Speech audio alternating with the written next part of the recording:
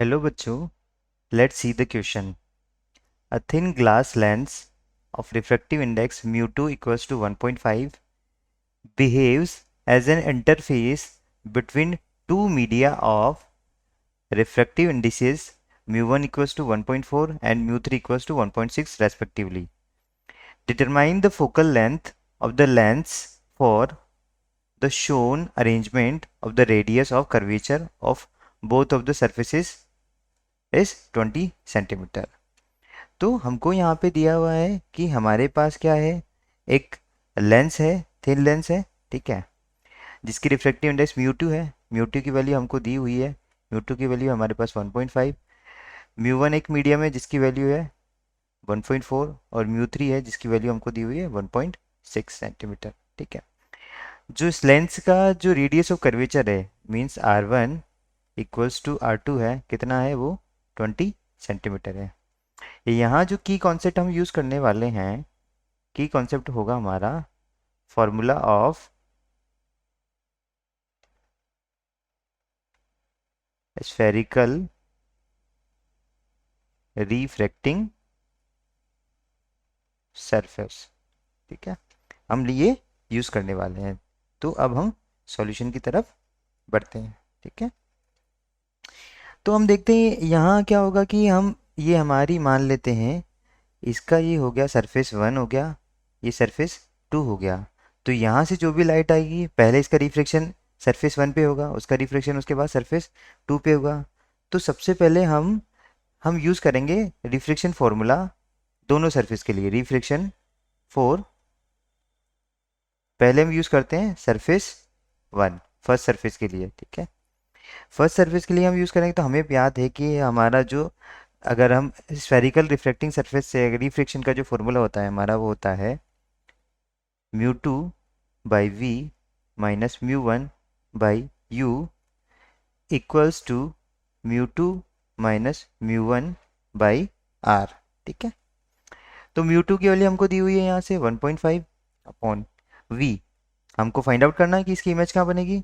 Mu one की value हमको दी हुई है 1.4 और यू देखो इमेज चूंकि कहाँ बन रहा है इन्फिनिटी पे, तो हम इसको क्या लेंगे, माइनस इन्फिनिटी से आ रहा है equals to mu two minus mu one 1.5 माइनस 1.4 अपॉन आर की वैल्यू, चूंकि ये ऐसे हैं तो इसका radius of curvature right hand side होगा तो क्या आएगा, +20 आएगा, ठीक है।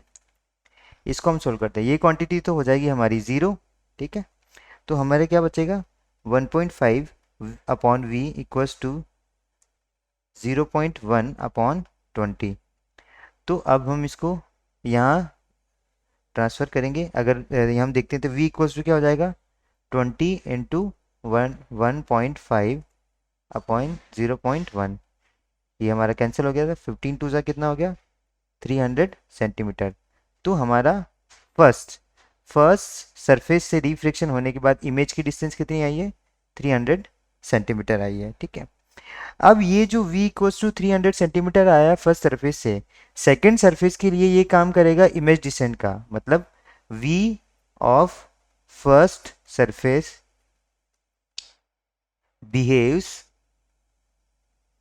As u of second surface. किसकी तरह काम करेगा ये, ऑब्जेक्ट की तरह ये काम करेगा, ठीक है। तो अब हम सेकंड केस देखते हैं, जब रिफ्लेक्शन हम देखेंगे फ्रॉम सरफेस टू, ठीक है। अब हम देखते हैं रिफ्रैक्शन थ्रू सेकंड सरफेस, यहाँ भी हम वही फार्मूला यूज़ करेंगे, ठीक है। तो अब हमारे पास यहाँ म्यू टू की वैल्यू क्या हो जाएगी म्यू थ्री, क्योंकि अभी हमारे पास सेकंड मीडियम कौन सी है म्यू थ्री, और ये हमारा हो जाएगा, ठीक है। तो अब हम देखते हैं mu three upon v minus mu one upon u equals to mu three minus mu one upon R हो जाएगा, ठीक है। तो म्यू थ्री की वैल्यू हमको दी हुई है, यहाँ से क्वेश्चन से हमको म्यू थ्री की वैल्यू कितनी दी हुई है 1.6, हम उसको ले लेंगे 1.6 अपॉन वी की वैल्यू हमको फाइंड आउट करनी है, ठीक है, माइनस म्यू वन की वैल्यू है हमारे पास 1.5 दी हुई है, ठीक है। और u जो इसके लिए इमेज था वही हमारे लिए क्या हो गया ऑब्जेक्ट डिस्टेंस हो गया, यानी u इक्वल्स टू कितना आ जाएगा 300 सेंटीमीटर आ जाएगा, ठीक है। इसको हमने ले लिया 300 equals to mu two minus mu one and 1.6 minus 1.5 upon R. अब यहाँ जो ये क्योंकि इसको हम लेफ्ट हैंड साइड से मेजर करेंगे तो u जो होगा हमारा क्या होगा, नेगेटिव होगा, यानी -20 होगा यहाँ पे। ठीक है, यहाँ हम क्या ले लेंगे, -20 ले लेंगे। तो ये हमारा हो जाएगा 1.6 upon v equals to 0.1 upon 20 -20, और इसको मैं इधर ले आऊँगा तो ये क्या हो जाएगा, प्लस 1.5 अपॉन 300। ठीक है, एक पॉइंट लगाऊंगा मैं तो यहाँ एक ज़ीरो बढ़ जाएगा। ठीक है, तो ये कितना हो जाएगा, 15 टू जा 30 एंड 2 ज़ीरो। ये यहाँ से पॉइंट हटाता हूँ तो ये कितना हो जाएगा हमारा 1/200। तो 1.6 upon v equals to -1/200 plus 1/200, that is 1.6 upon v equals to कितना आ गया, ज़ीरो। अब इसको ज़ीरो होने के लिए हमें वी को क्या होना पड़ेगा, इन्फिनिटी होना पड़ेगा। तो हमारा इमेज डिस्टेंस कितना आ गया, अब इनफाइनाइट आ गया। ठीक है, अब हम लेंस फार्मूला यूज़ करेंगे। ठीक है, लेंस फार्मूला यूज़ करके हम क्या फाइंड आउट कर लेंगे, फोकल लेंथ फाइंड आउट करेंगे उस लेंस की।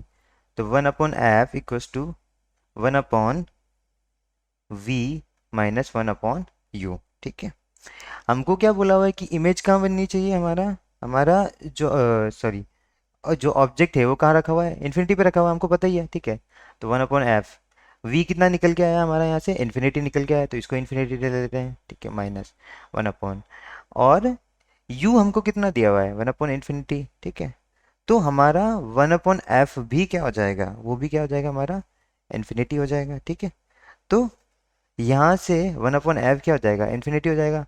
तो f जो हमारी f की वैल्यू क्या आ जाएगी यहाँ पे, इन्फिनिटी आ जाएगी। ठीक है, 1/f क्या हो जाएगा हमारा, जीरो हो जाएगा, सॉरी 1/f क्या हो जाएगा, जीरो हो जाएगा। तो f की वैल्यू, इसको जीरो होने के लिए f की वैल्यू क्या होनी पड़ेगी, इन्फिनिटी। तो हमारा जो फाइनल आंसर होगा f इक्वल्स टू इनफाइनाइट होगा। फाइनल आंसर हमारा होगा, जो फोकल लेंथ होगी हमारी, आंसर हो गया हमारा, फोकल लेंथ होगी हमारी क्या होगी, infinite. I hope you understand it well. Best of luck.